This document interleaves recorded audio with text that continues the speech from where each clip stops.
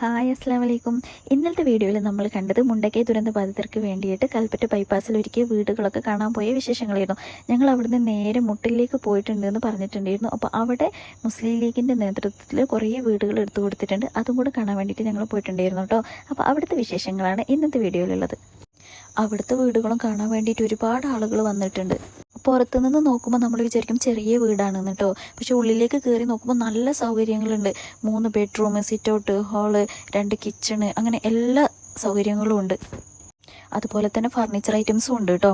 കട്ടിൽ, അലമാര, settee, table, അങ്ങനത്തെ ഫർണിച്ചർ സാധനങ്ങൾ അതും ഉണ്ട്. എല്ലാ വീടിൻ്റെ പണിയെല്ലാം കഴിഞ്ഞിട്ടുണ്ട് കേട്ടോ. കാണാൻ തന്നെ നല്ല ഭംഗി. അതുകൊണ്ട് തന്നെ ഒരുപാട് ആളുകൾ അത് കാണാൻ വേണ്ടി വന്നിട്ടുണ്ട് കേട്ടോ. കാണുന്നവർക്കൊക്കെ നമുക്ക് എന്തായാലും ഒരു അതിശയമായിട്ട് തന്നെ അത് തോന്നും. അത്രയ്ക്ക് ആളുകളുണ്ട് അത് കാണാൻ വേണ്ടിയിട്ട്. ഏതൊക്കെയോ ദൂര സ്ഥലത്ത് നിന്നൊക്കെ വന്നിട്ടുണ്ട് ആളുകൾ. അവിടെ എത്തിയാൽ നമുക്ക് ഒരുപോലെ സങ്കടവും സന്തോഷവും രണ്ടും തോന്നും. കാരണം അവരനുഭവിച്ച കാര്യങ്ങൾ ആലോചിക്കുമ്പോൾ നമുക്ക് സങ്കടവും തോന്നും. ഇനി എന്തായാലും അവർക്കൊരു പുതിയൊരു ജീവിതത്തിനുള്ളൊരു തുടക്കമാണല്ലോ ഇതെന്ന് ആലോചിക്കുമ്പോൾ നമുക്ക് സന്തോഷം തോന്നും. വീടുകളൊക്കെ എന്തായാലും നല്ല അടിപൊളി വീടുകളാണ് കേട്ടോ. നല്ല വൃത്തിയിലുള്ള, എന്താ പറയുക, അതൊക്കെ കാണുമ്പോൾ തന്നെ നമുക്കൊരു മനസ്സിനൊരു സന്തോഷം തോന്നും. അപ്പോൾ ഇനി എന്തായാലും അവർക്ക് അവരെല്ലാ വിഷമങ്ങളും മറന്ന് നല്ല സന്തോഷത്തോടെ അവിടെ ജീവിക്കാൻ കഴിയട്ടെ.